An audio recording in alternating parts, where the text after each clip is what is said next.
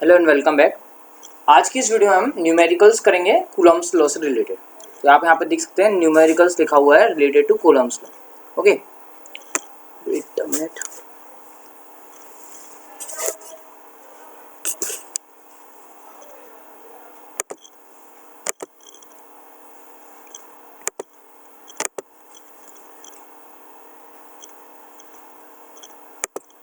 Okay, यहाँ पे देखो आपको आज का जो टॉपिक है वो है numericals related to Coulomb's law.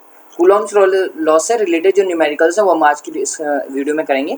Coulomb's law क्या होता है वो यहाँ पे लिखा हुआ है, आपका फॉर्मूला लिखा हुआ है, क्योंकि न्यूमेरिकल करना है इट मीन्स हमको फॉर्मूले की नीड होगी। फॉर्मूला हमारे पास लिखा हुआ है F इक्वल्स टू के Q1 Q2 upon are square. Q1 क्या है, एक चार्ज पार्टिकल से लिखा हुआ है, चार्ज पार्टिकल है। Q2 भी क्या है, अनदर चार्ज पार्टिकल है। K क्या होता है, K कांस्टेंट होता है, मैंने आपको बताया था, है ना। और K की जो वैल्यू होती है, K इक्वल्स टू होता है 1/4πε0। 4πε0 एप्सिलॉन नॉट जो होता है वो एब्सोल्यूट परमिटिविटी होती है, absolute permittivity of free space. Free space की एब्सोल्यूट परमिटिविटी होती है, इसकी वैल्यू मैंने आपको बता दिया था क्या होती है। ओके, और ये जो R होता है, R क्या होता है, दोनों जो चार्ज पार्टिकल्स हैं उनके बीच की डिस्टेंस का स्क्वायर। सपोज मैंने यहाँ पे एक डायग्राम बना के बताया था आपको।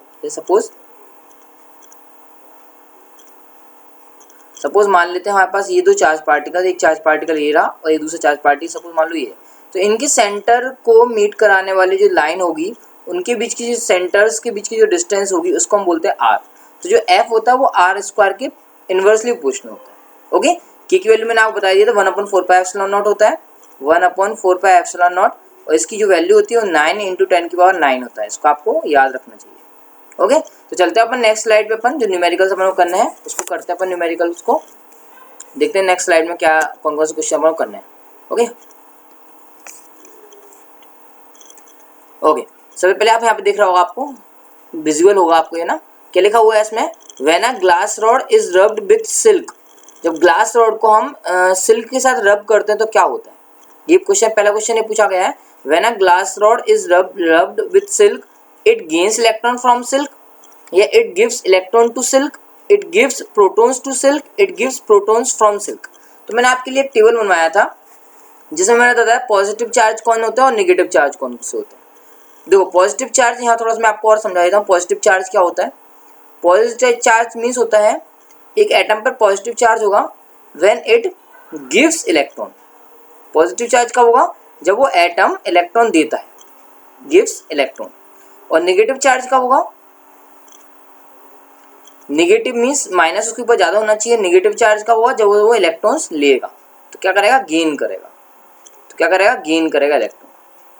ठीक है, तो आपको ये पता होना चाहिए, मैंने आपको एक टेबल बनाया था इसके लिए, कि ग्लास रॉड जो होता है उसके ऊपर पॉजिटिव चार्ज होता है या नेगेटिव चार्ज होता है ना। ये आपको पता होगा कि जो ग्लास रॉड होता है, अपने ग्लास रॉड के लिए अपन एक टेबल बनाया था, तो उस पर नेगेटिव चार्ज होता है या पॉजिटिव चार्ज होता है।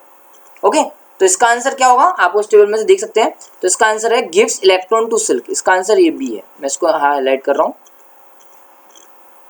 पूरा मैं अच्छी तरीके से हाईलाइट कर दिया। इसका आंसर क्या है, बी है। मैं यहाँ पे लिख देता हूँ, बी इसका आंसर है पहले का, gives electrons to silk. It means जो अपना ग्लास रॉड है वो कैसा है, पॉजिटिव है।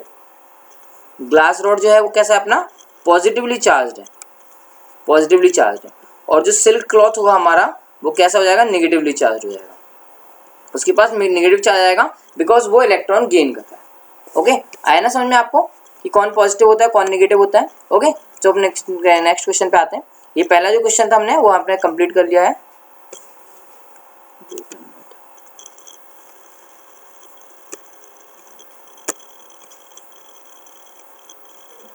ओके, ये पहला क्वेश्चन हमारा कंप्लीट हो चुका है। अब हमको ये क्वेश्चन करना है, when 10⁻14 electrons are removed from a neutral metal then net charge on sphere. तो नेट चार्ज कितना होगा स्फीयर पर, और नंबर ऑफ इलेक्ट्रॉन्स कितना हमने निकाल लिया है, 10⁻14 इलेक्ट्रॉन्स को हमने उसमें से निकाल लिया है। और हमको नंबर ऑफ कितना फाइंड करना है, net charge on the sphere. हमको ये बताना है कि उस पर नेट चार्ज कितना होगा। ओके, चलिए करते हैं। तो हमने एक क्वांटाइजेशन वाला फॉर्मूला पढ़ाया था आपको। ये जो क्वेश्चन है वो क्वांटाइजेशन ऑफ चार्ज के ऊपर बेस्ड है। यहाँ मैं इसका टॉपिक लिख रहा हूँ, ये क्वेश्चन है क्वांटाइजेशन ऑफ चार्ज का। क्वांटाइजेशन ऑफ चार्ज इसके अकॉर्डिंग क्या होता है, क्वांटाइजेशन ऑफ चार्ज के अकॉर्डिंग होता है Q equals to plus minus N E. ठीक है। हमारे पास क्या दिया 10⁻14 इलेक्ट्रॉन्स, मतलब नंबर ऑफ इलेक्ट्रॉन्स दे दिया है हमारे पास न्यूट्रल मेटल। पहले वो न्यूट्रल मेटल था, तो अब उसका बताना है कि उस पर net charge on the sphere, तो उस पर चार्ज कितना हो जाएगा ये आपको बताना है यहाँ। ओके चलिए करते हैं, मतलब हमको क्यू फाइंड करना है, ये हमको फाइंड करना है। एन दे रखा है हमारे पास, एन कितना दे रखा है 10⁻14, और इलेक्ट्रॉन पे जो चार्ज होता है वो तो हमको पता होता है 1.6 इंटू 10⁻−19 होता है। ठीक है, तो हम सिंपल सा फॉर्मूला यूज करेंगे। एन कितना दे रखा है 10⁻14 इंटू ई दे रखा है 1.6 इंटू 10⁻19, तो 1.6 इंटू 10⁻19 कर देंगे हम, तो कितना आ जाएगा 1.6 इंटू 10⁻- कितना जाएगा 19 में से 14 जाएगा तो माइनस का कितना बचेगा 5 बचेगा। ओके मतलब क्या है आंसर 1.6 इंटू 10⁻5, बट यहाँ पे ऐसा कोई आंसर आपको दिख नहीं रहा। 16 माइक्रोकूलम -16 माइक्रोकूलम 32 माइक्रोकूलम ऐसा नहीं है आंसर। तो इसको हम क्या करेंगे अरेंज करेंगे, डेसिमल हटाएंगे ऊपर लेके जाएंगे तो याद आएगा आपका 16 इंटू 10⁻6, इट मीन्स कितना आ जाएगा 16 माइक्रोकूलम, ये आपका आंसर आ जाएगा 16 माइक्रोकूलम। इट मीन्स इसका जो आंसर है वो बी करेक्ट है, ये वाला जो है 16 माइक्रोकूलम, ये वाला इसका आंसर करेक्ट है। ओके चलिए अब अपन जाते हैं अपने थर्ड क्वेश्चन पर। ओके थर्ड क्वेश्चन, ये फर्स्ट और सेकंड क्वेश्चन में कंप्लीट कर दें, टिक लगा देते फर्स्ट एंड सेकंड क्वेश्चन। अब third question, charge on alpha particle, alpha particle पर कितना चार्ज होता है। तो इसके लिए आपको समझना है अल्फा पार्टिकल होता क्या। अल्फा पार्टिकल पर प्रोटॉन्स कितने होते हैं, इलेक्ट्रॉन्स कितने होते हैं, ये आपको पता होगा तो आप इजीली निकाल लेंगे। तो अल्फा पार्टिकल का जो फॉर्मूला होता है हीलियम की तरह होता है, जो अल्फा पार्टिकल होता है हीलियम की तरह होता है ना। अल्फा पार्टिकल हीलियम की तरह, इट मीन्स यहाँ पर कितने इलेक्ट्रॉन है, प्रोटॉन कितने हैं 2 इलेक्ट्रॉन्स है। तो क्या फाइंड क्या करना है, चार्ज फाइंड करना है। अगेन क्वांटाइजेशन वाला फॉर्मूला लेंगे, Q equal to N E, N दे दिया यहाँ पे हमें, यहाँ से पता चल जाएगा एन कितना है 2 है, it means 2 into E equal to पता है 1.6 इंटू 10⁻19 होता है कूलम, है ना। अब हम सिर्फ यूनिट का यूज नहीं करेंगे, 2 का 1.6 से मल्टीप्लाई करेंगे, then we get 3.2 into 10⁻19 coulomb. तो फाइनल आंसर हमारे पास आया 3.2 इंटू 10⁻19 कूलम। इट मीन्स कौन सा आंसर है, सी। हो सकता है आपको इसमें क्लियर दिख नहीं रहा हो, है ना, थोड़ा छोटा हो गया, फॉन्ट इसका छोटा है फोटो का। तो चलो नेक्स्ट टाइम मैं फोटो आपको लार्ज करके डाला करूँगा। ओके तो इसका आंसर यहाँ लिखते जा रहा हूँ मैं 3.2 इंटू 10⁻19 कूलम है। ओके इसका वीडियो भी रहेगा और इसका पीडीएफ भी रहेगा, मैं पीडीएफ और वीडियो दोनों आपको सेंड कर दूँगा। ओके अब चलते हैं अपन नेक्स्ट क्वेश्चन पे। तो नेक्स्ट क्वेश्चन क्या है आपके पास, देखते अपन, ये फर्स्ट अपना हो चुका है, सेकंड हो चुका है, थर्ड भी हो चुका है, फोर्थ क्वेश्चन आ रहा है। फोर्थ क्वेश्चन क्या है, dimensional formula of charge, dimensional formula of charge. ठीक है ये आपका 11th क्लास में आपने पढ़ा था डायमेंशनल एनालिसिस, उसका क्वेश्चन है ना, डायमेंशनल फार्मूला। अभी मत बोलना सर 11th में पढ़ा था 12th में किधर हो, 11th और 12th इंटरकनेक्टेड होते हैं, इसलिए आपको कंप्लीट करना पड़ेगा क्वेश्चन। डायमेंशनल फार्मूला ठीक है ना, किसका पूछा है यहाँ पे, देखो चार्ज का पूछा है, किसका पूछा है, चार्ज का। चार्ज का हमारे पास फॉर्मूला चाहिए। देखो किसी भी क्वांटिटी का अगर आपको डायमेंशनल फार्मूला निकालना है तो आपको उसका फॉर्मूला चाहिए।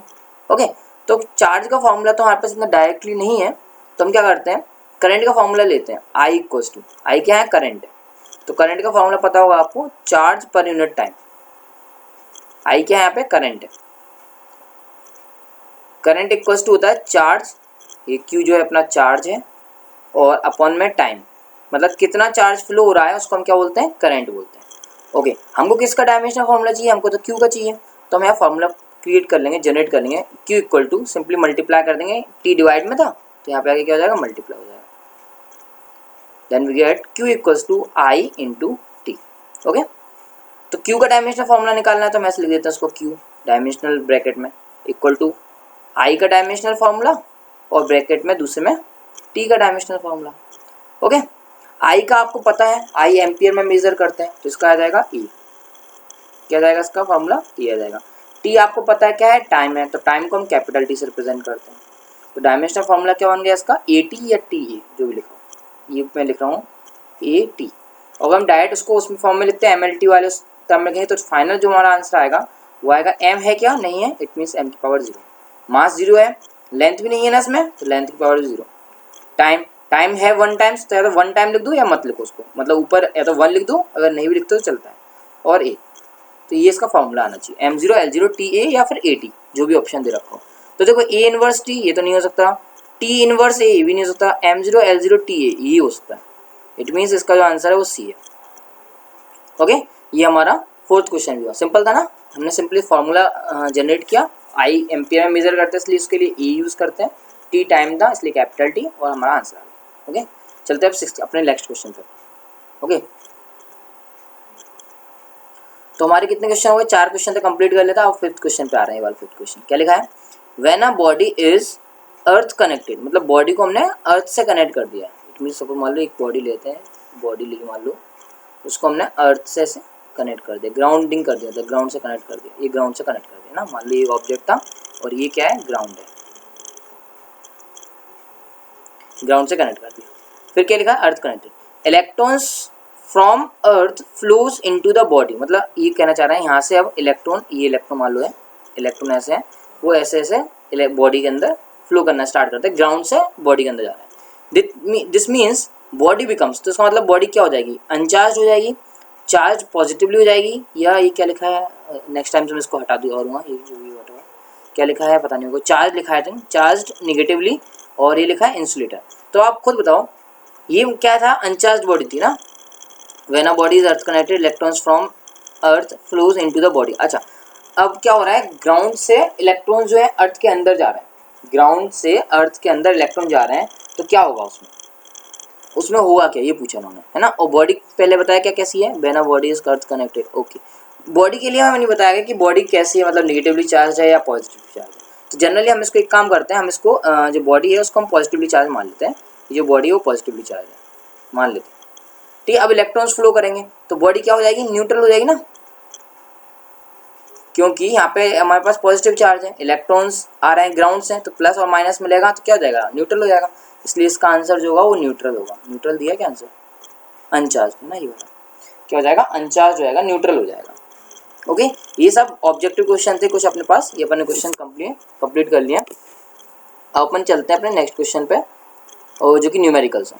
ओके, चलिए फर्स्ट क्वेश्चन, ये बहुत इंपॉर्टेंट क्वेश्चन रहता है, right dimensional formula of epsilon not. ये जेई और नीट वाले क्वेश्चन में भी आ चुका है एक बार, right dimensional formula of epsilon not. पहला क्वेश्चन, एप्सिलॉन नॉट का आपको डायमेंशनल फार्मूला लिखना है, ठीक है ना। मैंने आपको एक क्वेश्चन और करवाया था अभी, चार्ज का डायमेंशनल फार्मूला। उसमें मैंने क्या बताया था आपको कि जिस भी क्वांटिटी का हमको डायमेंशनल फार्मूला अगर फाइंड करना है तो उसका हमें फार्मूला पता होना चाहिए। क्या पता होना चाहिए, फार्मूला। चलिए, एप्सिलॉन का फार्मूला अभी तक जो हमने पढ़ा है यहाँ पे आया था एप्सिलॉन, इस वाले फार्मूले में, F equal to 1/4 pi epsilon naught Q1 Q2 upon R square. यहीं पे हमको दिख रहा है ये एप्सिलॉन नॉट आ गया, तो इसका हम यहाँ पे फार्मूला बनाएंगे। कैसे बनाएंगे, ये एप्सिलॉन नॉट को हम यहाँ पे लेके जाएंगे और F को यहाँ पे नीचे ले आएंगे।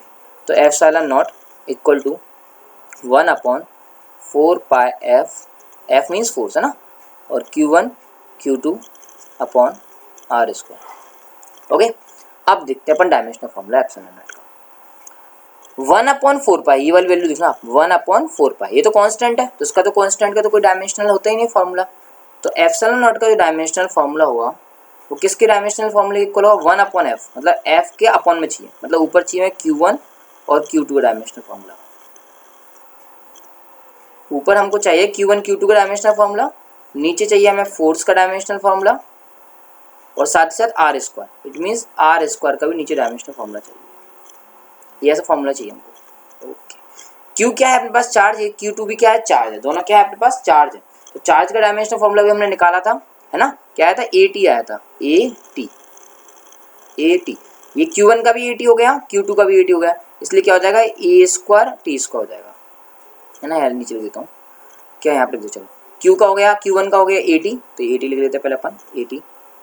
फिर Q2 का भी लिखना है तो Q2 का भी लिख लेते हैं AT, दोनों को लिख लिया हमने AT अपॉन फोर्स का क्या होता है, फोर्स का होता है न्यूटन, यूनिट जो है फोर्स की क्या होती है, न्यूटन होती है। चलो यहाँ पे इसको निकालते हैं, फोर्स को यहाँ पे निकालना है।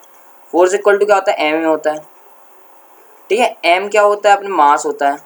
एक्सीलरेशन क्या होता है, मतलब डिस्टेंस अपॉन सेकेंड स्क्वायर, तो mL/t-2। तो फोर्स का डायमेंशनल फार्मूला क्या निकला है, mL/t-2, तो ये रख दिया हमने mL/t-2, ये रख दिया। r क्या है, डिस्टेंस है ना, दो उनके वजह चार्ज पार्टिकल्स के बीच की डिस्टेंस, तो r किस में होगा, लेंथ में, तो ये L स्क्वायर। ओके, अब सॉल्व कर देते हैं। तो m को ऊपर लेके आएंगे, m अकेला है इसलिए m की पावर आ जाएगी -1। L यहाँ पे 1 था, यहाँ पे L2 है, तो L की पावर हो जाएगा 3, ऊपर लेके जाएंगे तो कितना हो जाएगा, -3। ओके, ये t की पावर -2, ऊपर लेके आएंगे तो t की पावर +2, और ये टी और ये वाला टी दोनों मिलके फिर टी बना लेंगे, तो टी स्क्वायर टी की पावर 4, और ए और ए से मल्टीप्लाई होगा तो ए की पावर कितना हो जाएगा 2, और ये ब्रैकेट का ध्यान रखना डायमेंशनल फॉर्मूला लिखते हैं। तो डायमेंशनल फॉर्मूला कितना जाएगा इसका m-1 l-3 टी की पावर 4 ए स्क्वायर, ठीक है ना। तो इसको याद रख लेना आप, dimensional formula of epsilon not. Epsilon not means absolute permittivity of free space. Okay, हाँ जी, चलिए अब नेक्स्ट क्वेश्चन करते हैं, सेकंड क्वेश्चन। ये भी आपका न्यूमेरिकल है। सेकंड क्वेश्चन देखते हैं क्या लिखा है। इसमें लिखा है 2 पॉइंट चार्जेस प्लस 2 कूलम, एक मान लेते हैं Q1 दे रखा है इसमें, Q1 कितना दे रखा है प्लस 2 कूलम का, प्लस का 2 कूलम कैपिटल से लिखना, ठीक है। और दूसरा चार्ज दे रखा है प्लस 6, आई थिंक प्लस 6 ही है, तो Q2 इक्वल टू क्या है प्लस 6। देखो दोनों प्लस हैं, इट मीन्स इनके बीच में कौन सा फोर्स लगेगा, रिपल्सन। वेरी गुड, रिपल लिखा भी उन्होंने, repel each other with a force of 12 newton. Force दे दिया, फोर्स F कितना दे दिया 12 न्यूटन, फोर्स दे दिया 12 Newton. If a charge of -4 coulomb, अब कितना लेके आ रहा है, एक नया चार्ज पार्टिकल लेके आया, मान लो उसको हम Q मान लेते हैं, कितना -4 coulomb, -4 coulomb is given to each of this charges. नहीं ये लेके नहीं आया हम, इसको हमने पढ़ा नहीं पूरा क्वेश्चन, इसलिए इन्होंने बोला पहले तो ये फोर्स लगा था, अब इन्होंने बोला इन्हीं चार्ज को हमने एक नया चार्ज दे दिया, इनको हमने एक नया चार्ज दे दिया Q, जो ये कितना था -4, इसको भी दे दिया, इसको भी हमने नया चार्ज दे दिया Q इक्वल टू -4 कूलम का चार्ज दे दिया। Then the new force will be, अच्छा ये पूछा है कि नया फोर्स कितना होगा, नया फोर्स कितना होगा ये हमें कैलकुलेट करना है। ओके चलो करते हैं, ये तो अकॉर्डिंग टू क्वेश्चन जो हमको मिल गया है ना। चलो यहाँ फॉर्मूला लगाते हैं, F इक्वल टू वाला, F equal to 1/4 pi epsilon naught Q1 Q2 upon R square. Formula लिख देते पहले तो Q1 Q2 upon R square, हो गया। 1/4 पाई एप्सिलॉन नॉट की वैल्यू तो पता है आपको, कांस्टेंट रहेगा, ठीक है। तो F कितना दे रखा है यहाँ पे देखो 12 न्यूटन दे रखा है इनिशियली, तो यहाँ लिख दिया हमने 12 इक्वल टू, ये इसको हमने लिख दिया 9 × 10 की पावर 9। ओके Q1 Q1 कितना था 2 कूलम, कितना था 2 इंटू Q2 कितना था 6, तो 6 अपॉन R स्क्वायर दिया नहीं था, अपॉन में R स्क्वायर, ये निकाल लिया हमने, ठीक है। तो हम यहाँ से क्या करते हैं R स्क्वायर की वैल्यू निकाल लेते हैं, है ना। हम यहाँ से क्या करते हैं R स्क्वायर की वैल्यू निकाल लेंगे, तो वहाँ से हमको मिल जाएगा। तो हम पूछा क्या न्यू फोर्स विल बी, नया फोर्स कितना होगा। चलो एक काम करते हैं, कुछ नहीं करते हैं, इसको इक्वेशन नंबर 1 डाल के यहाँ पे छोड़ देते हैं। अब अपन दूसरी कंडीशन पे आते हैं, जब अपन उनके चार्ज को चेंज कर दिया। अब इन्होंने क्या बोला कि ये जो +2 कूलम चार्ज था उसको हमने -2 कूलम चार्ज और दे दिया, तो जो नया चार्ज बनेगा Q1 डैश वो कितना बनेगा। एडिटिव नीचे पढ़ा था ना अपने चार्ज का, कि दो चार्ज पार्ट टोटल चार्ज होता है, इंडिविजुअल चार्ज का सम होता है। तो ये +2 कूलम था, ये -4 कूलम था, तो नया जो चार्ज बनेगा वो बनेगा -2 कूलम, है ना। ये -4 और +2, -4 बड़ा था +2 छोटा है, इसलिए -2 कूलम। ऐसे ही Q2 डैश चार्ज आएगा, वो क्या आएगा -4 और +6, -4 +6 होगा तो ये +2 कूलम आ जाएगा। मतलब ये फोर्स कैसे बन गया इसमें, अट्रैक्टिव हो जाएगा। अभी तो रिपल था, अब ये क्या जाएगा अट्रैक्टिव हो जाएगा। तो ये जो नया फोर्स होगा F डैश वो कितना होगा, F dash equal to formula यही 1/4 पाई एप्सिलॉन नॉट, ये तो सेम ही रहेगा, तो इसको लिख देता हूँ 9 × 10 की पावर 9, 9 × 10 की पावर 9।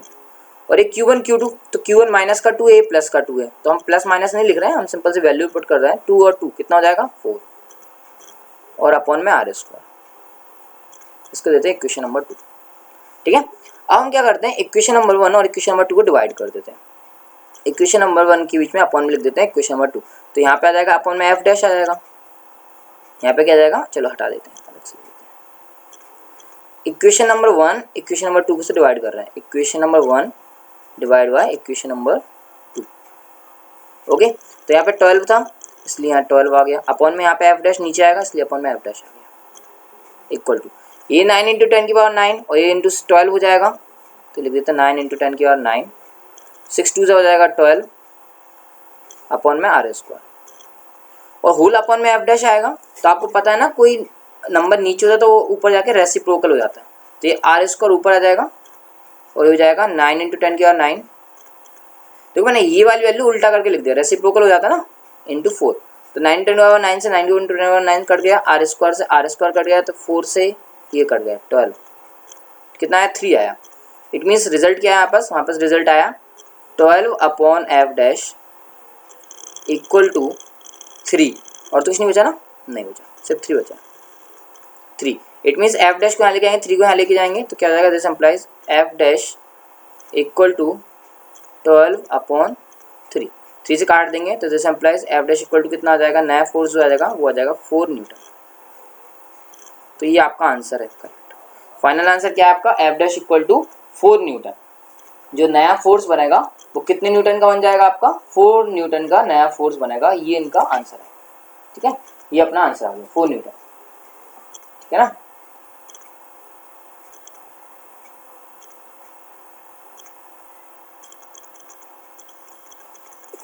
ये अपना 4 न्यूटन का फोर्स आ रहा है। चलिए होपफुली आपको ये क्वेश्चन समझ में आ गया होगा, है ना। अब अपन चलते हैं अपने नेक्स्ट क्वेश्चन पे। ओके, नेक्स्ट क्वेश्चन पे चलते हैं अपन। अपना नेक्स्ट क्वेश्चन जो है नया न्यूमेरिकल, नेक्स्ट न्यूमेरिकल उस पर आते हैं। तो नेक्स्ट न्यूमेरिकल क्या है, ये लिखा हुआ है, थर्ड क्वेश्चन है। 3 इक्वल चार्जेस, मतलब 3 चार्जेस लेने हैं। सपोज मान लो हम Q1 Q2 मान लेते हैं। Q1 है और वो इक्वल है, इट मीन्स Q1 Q2 के इक्वल है और Q2 Q3 के इक्वल है। 3 equal charges, okay, are placed on 3 corners of a square. It means हमको एक स्क्वायर बनाना पड़ेगा। स्क्वायर एक वो ज्योमेट्रिकल फिगर होता है जिसकी चारों साइड्स क्या होती हैं, इक्वल होती हैं, ओके। ये है इसकी 3 कॉर्नर्स पे, 1 2 3, ये 4 कॉर्नर्स है। तो इसमें मान लेते हैं Q1 चार्ज रखा हुआ है, इस पे मान लो Q2 चार्ज रखा हुआ है और इस पॉइंट पे मान लो कॉर्नर पे Q3 चार्ज प्लेस्ड है, okay. If the force between Q1 and Q2 is F12, Q1 और Q2 के बीच में जो फोर्स लग रहा है वो F12 है, ओके, Q1 Q2 के बीच में।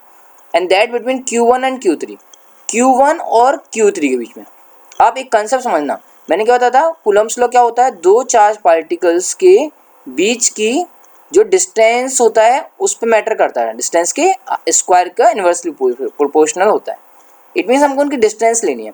अब ये चार्ज पार्टिकल Q1 यहाँ पे रखा हुआ है, Q3 यहाँ पे रखा हुआ है, तो इनकी जो डिस्टेंस होगी वो कहीं यही तो नहीं होगी, यही होगी ना इनकी डिस्टेंस। छोटा डायग्राम हो गया, चलो मैं बड़ा डायग्राम बनाता हूँ।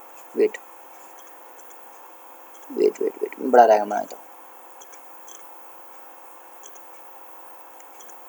इसको आप स्क्वायर की तरह ट्रीट करना, हो सकता है स्क्वायर आपको नहीं लग रहा हो बट ये स्क्वायर है, ठीक है। यहाँ पे मान लो सपोज करते हैं Q1 चार्ज रखा हुआ है, यहाँ पे Q2 चार्ज रखा हुआ है, यहाँ पे Q3 चार्ज रखा हुआ है। Q1 और Q2 के बीच में फोर्स लग रहा है F12, ओके, और Q1 Q3 के बीच में लग रहा है फोर्स F13। तो Q1 Q3 के बीच की डिस्टेंस भी तो चाहिए हमको, तो बीच की डिस्टेंस यही होगी ना, होगी ये डिस्टेंस। चलिए अब ये डिस्टेंस कितनी होगी पहले तो हम ये देखते हैं। हमको बोला है ये स्क्वायर है, स्क्वायर है तो उसकी साइड क्या होगी, ए होगा, यहाँ पे भी साइड क्या होगी उसकी, ए होगी, और ये क्या होगा, इसका डायगोनल होगा। क्या होगा, डायगोनल होगा। तो डायगोनल का आपको पता है डायगोनल कितना होता है, √2a या a√2। इसको हम a√2 लिख सकते हैं या √2a लिख सकते हैं। √2 अंडर रूट रहता है, रूट के अंदर रहता है और a बाहर रहता है, ठीक है। चलिए अब क्वेश्चन पे आते हैं। क्या बोला है, दो चार्ज हैं 1 और 2 के बीच में फोर्स लग रहा है F12। किसके बीच में, Q1 और Q2 के बीच में। इसके बीच में फोर्स क्या लग रहा है, F12। तो हम लिख देते हैं F12।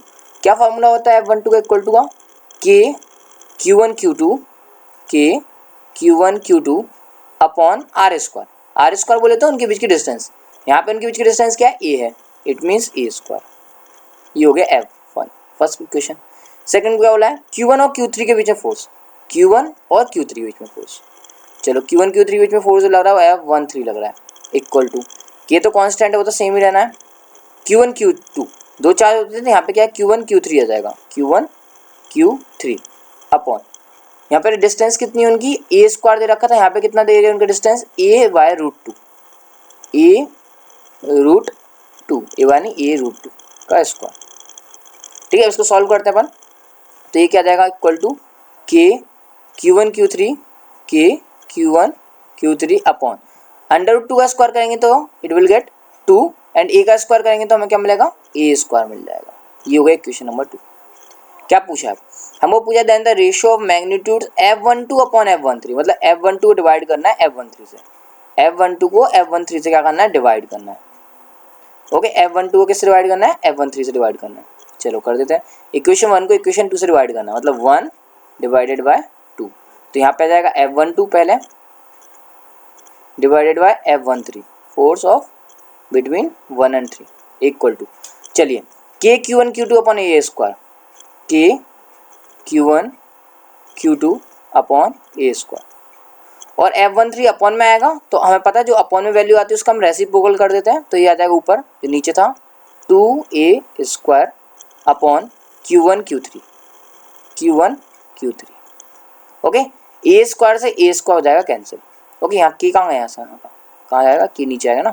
ओके, एक के से ये वाला के भी चला जाएगा और Q1 से ये Q1 चला जाएगा। तो F12 अपॉन F13 कितना बचा, F12 upon F13 equal to कितना बचा, Q2 अपॉन Q3। यहाँ से 2 बचा, इधर से Q2 बचा, अपॉन बचा Q3।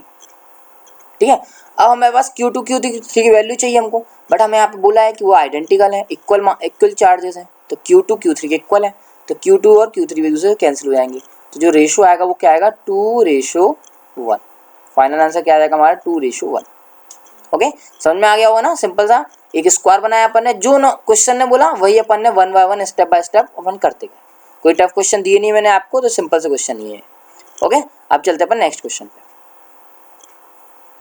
नेक्स्ट क्वेश्चन क्या है, 3 कंप्लीट हो गया था, फोर्थ क्वेश्चन क्या लिखा है, 2 small conducting spheres of equal radius, इनकी रेडियस जो है वो इक्वल है, हैविंग चार्ज, रेडियस इक्वल है ना, 2 कंडक्टिंग स्फीयर मतलब 2 की रेडियस मान लेते हैं R1 और R2, जो कि क्या है एक दूसरे के इक्वल है, यहाँ लिखते जाते हैं दोनों गिवन है ना, equal to R, have charges plus 10 coulomb, मतलब Q1 दे देते हैं 10 माइक्रोकूलम, प्लस का ना इसलिए प्लस 10 माइक्रोकूलम, माइक्रो को इंटू में 10⁻⁶ लिख रहा हूँ, ठीक है, इंटू 10⁻⁶ कूलम, और Q2 दे रखा है, Q2 कितना दे रखा है इनको, माइनस का 20 माइक्रोकूलम, तो माइनस का 20 इंटू 10⁻⁶ और coulomb respectively, and place at a distance R from each other, मतलब इनकी जो डिस्टेंस है, इनके बीच की जो डिस्टेंस, सेपरेशन डिस्टेंस वो क्या है, R है, जो 1/R इसका होता है ना, उसमें कैपिटल R है। दे एक्सपीरियंस फोर्स F1, वो कितना फोर्स एक्सपीरियंस करते हैं, इनको बीच में फोर्स मिल रहा है, इनको फोर्स हो रहा है F1। If they are brought in contact, मतलब इन दोनों पास में लेके आया, मान लो ये सपोज ये चार्ज था और इन दोनों को एक दूसरे से कनेक्ट किया गया, क्या कर रहा है, they brought in contact and separated, मतलब कॉन्टैक्ट में लेके आया, मतलब ऐसे टच करा दिया, ये चार्ज Q1 था और ये चार्ज Q2 है। हाँ, ये क्वेश्चन हो सकता है आपसे ना हुआ हो, इसमें थोड़ा कंसेप्ट है। Q1 और Q2 को, पहले Q1 पे इतना था और Q2 पे इतना था, अब Q1 Q2 को मैंने टच करा दिया, फिर क्या करा, and separated to same distance, और फिर उनको इतनी ही डिस्टेंस पर लेके आए।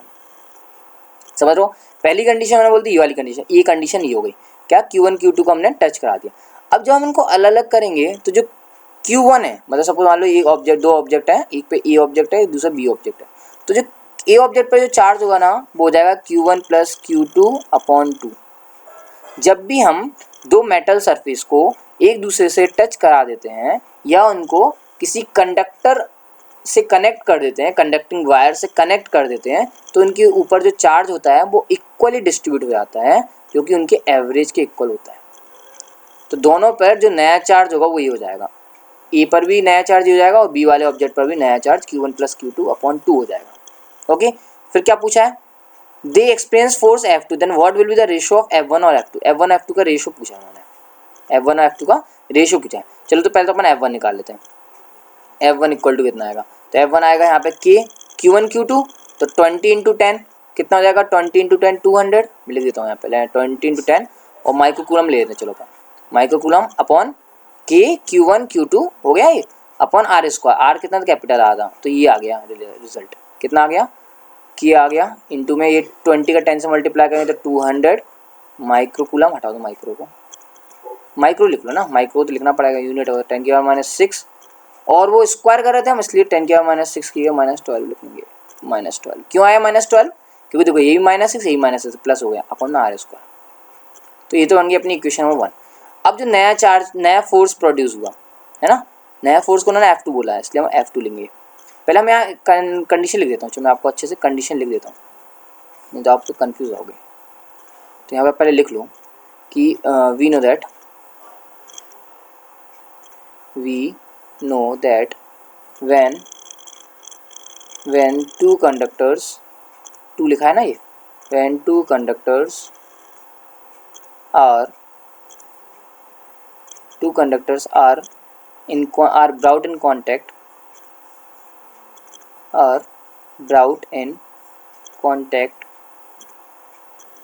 then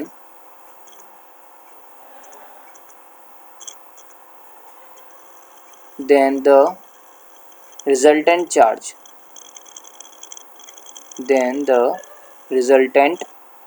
charge on both conductor both conductor या बोथ स्फीयर, जो है ना स्फीयर ही हमारा कंडक्टर है ना, चाहो तो आप यहाँ पे स्फीयर लिख दो। स्फीयर मीन्स जो भी कोई कंडक्टर होगा किसी भी शेप में हो, स्फीयर की शेप में हो किसी भी शेप में, तो स्फीयर में जो चार्ज होगा वो क्या हो जाएगा Q1 प्लस Q2/2 हो जाएगा। तो जो नया चार्ज दोनों पे इक्वल ही रहेगा, ये Q1 प्लस Q2 दो इसलिए लिख रहा हूँ क्योंकि दो चार्ज कंडक्टर थे जो कि स्फीयर थे, उन पर दोनों पे चार्ज सेम हो जाएगा, ठीक है ना। चलो अब लगाते हैं अपन नया फोर्स। तो F2 कितना हो जाएगा, this employees F2 equal to कितना हो जाएगा, F2 इक्वल टू हो जाएगा कि तो एज इट इज रहेगा, और Q1 प्लस Q2 था तो Q1 प्लस Q2/2 का होल स्क्वायर होता है ना, Q1 Q2, तो ये इस पे भी Q1 प्लस Q2/2 आ गया, इस पे भी Q1 प्लस Q2/2 आ गया, और होल अपन R स्क्वायर, ये बन गया इक्वेशन। ओके, अब Q1 कितना था, Q2 कितना था, Q1 था प्लस का 10, Q2 था माइनस का 10, तो टोटल चार्ज कितना हो गया, माइनस का 10 हो गया, है ना। टोटल चार्ज कितना हो जाएगा, यहाँ पे लगा दूँ मैं साइड में, यहाँ पे इसको सॉल्व करें Q1 प्लस Q2 में वैल्यू यहाँ पुट करेंगे तो Q1 की वैल्यू +10 और Q2 की वैल्यू -10, सो मिल क्या जाएगा यहाँ पर माइनस का 10 मिलेगा, और माइनस का 10 को 2 से डिवाइड कर देंगे, फाइनल आंसर कितना जाएगा, माइनस का 5 × 10 की -6 कूलम हो जाएगा। तो F2 इक्वल टू कितना आ जाएगा, F2 equal to Q1 plus Q2/2 की वैल्यू कितनी है, माइनस का 5 है ना, और -5 करेंगे तो 25 हो जाएगा। ऑब्वियसली बात दोनों में माइनस चार्ज आ रहा है, इट मीन्स एक दूसरे क्या करेंगे, रिपल करेंगे, है ना। पहले ही अट्रैक्ट कर रहे थे, अभी क्या करेंगे, एक दूसरे रिपल करेंगे।